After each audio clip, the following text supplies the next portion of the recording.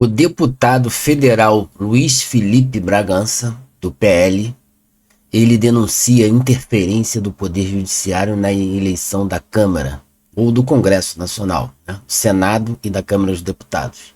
Em uma declaração bombástica nesse vídeo, que eu já vou colocar para você ver, dá uma escutada nesse vídeo, o deputado federal, ele afirmou publicamente que votou em branco na eleição para presidente da Câmara, pois, segundo ele, o nome já havia sido escolhido pelo Poder Judiciário, ou seja, pelo STF. Os 11 ministros do STF já tinham decidido, e não pelos parlamentares. Então, o que ele está querendo dizer é que o Poder Judiciário está interferindo diretamente no Poder Legislativo e fazendo o Congresso Nacional, o Poder Legislativo, como uma espécie de fantoche, ou seja, de figurantes, né? Eles ali não têm nenhum papel, porque se o presidente do Congresso Nacional, Alcolumbre, e o presidente da Câmara dos Deputados, Hugo Mota, são escolhidos, né? São parceiros, amigos daqueles que estão no Poder Judiciário, acabou o Poder Legislativo. A interferência clara e ilegal demonstrada na fala desse deputado. Então, quando você fala com Hugo Mota ou Alcolumbre, você não está falando com um representante da Casa Legislativa do Congresso Nacional, mas sim com um porta-voz do STF, declarou o deputado. Aponta para o que seria uma grave violação da independência entre os poderes. A denúncia acende o alerta sobre a crescente judicialização da política brasileira e a possível perda de autonomia do Congresso Nacional. Luiz Felipe, conhecido por sua defesa da Constituição Federal e do equilíbrio entre os poderes, levanta uma pergunta crucial: quem realmente manda no Brasil? Eu posso responder, eu acho que o povo todo que me assiste, os brasileiros podem responder. Quem manda hoje no Brasil são os 11 ministros do STF, principalmente o imperador Alexandre de Moraes, juntamente com o puxadinho do Poder Executivo, desse desgoverno que entrou.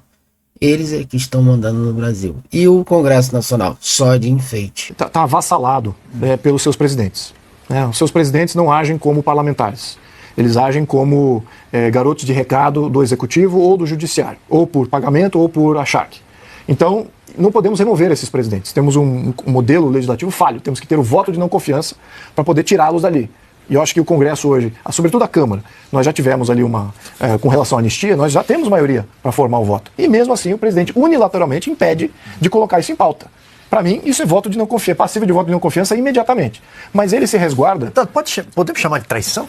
Totalmente. Ele foi eleito com essa promessa, 444 votos, não é traição total. No meu caso específico, eu votei em branco. Eu sabia que isso ia acontecer. Eu não estava vendo eu já estava entendendo essa dinâmica do judiciário escolhendo. Lembrando que o Lira tinha outro candidato como seu candidato. E houve uma interferência já do judiciário. Esse aí não, bota esse aqui. Então, já estamos lidando com o candidato do judiciário ali no comando da Câmara.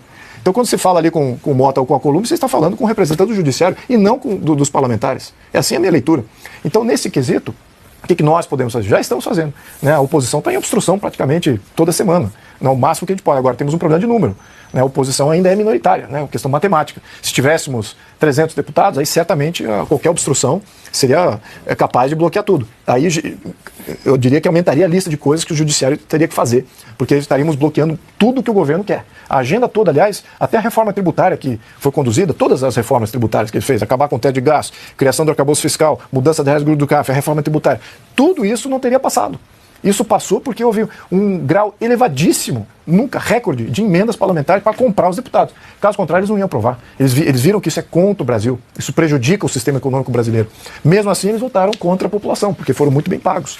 Então, esse tipo de deputado também, o eleitor precisa fazer um julgamento. Então, quem é que votou a favor de todas essas medidas que o governo quis? Quem é que votou com o governo? Todas as medidas do governo não veio favorecer nenhum grupo específico, a não ser ele próprio, a não ser todos aqueles acoplados ao governo.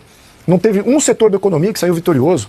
Não teve uma entidade federativa que sai ganhando com o governo federal, senão ele próprio. Então é concentração e centralização absoluta, de interesses, de ganho absoluto. Claro, o que estava no caminho era um Congresso, mas eles neutralizaram isso com os presidentes de Câmara, e Senado. Então nós precisamos de novos presidentes de Câmara e Senado, que não sejam nomeados pelo Judiciário, que sejam de fato votados ali pela Câmara e votados pelo Senado, e que esse Senado e Câmara tenham como sua maioria deputados e senadores que queiram fazer grandes reformas. Enquanto esse número matemático não se materializar na Câmara, dependendo de novo, a população na rua cobrando os atuais para que eles façam uma mudança de voto. É possível? É, mas eu vi isso em 2014, 15, 16, o quanto que custou. Foram 3 anos de mobilização. Elisiário. Você vê claramente a corrupção que está acontecendo no Brasil. Esse é o retrato real do Brasil em 2025. Presidentes da Câmara e do Congresso Nacional são representantes do STF, não fazem parte do parlamento, não obedecem os parlamentares. Você viu que ele disse que a anistia já tem quórum suficiente, 300 e tantos deputados a favor da anistia já, mas ele não pauta porque ele obedece ao STF, ao Alexandre de Moraes, né, vamos assim dizer. Não somente ele, os 11 ministros. Então você vê que o Poder Legislativo está no patamar figurativo, como eu sempre disse. Então quem está mandando no Brasil hoje é o STF, né, juntamente com o Poder Executivo, um casamento perfeito. E eles, com emendas parlamentares, compraram boa parte do Congresso, dos corruptos, né, daqueles que aceitam essa propina, milhões e bilhões de reais do nosso dinheiro para poder fazer a vontade pessoal, a vontade própria dos partidos, do Lula, do STF, não a vontade do povo. O Congresso Nacional é um poder que está para favorecer, fazer as obras para o bem da nação, do povo, mas não é isso que está acontecendo.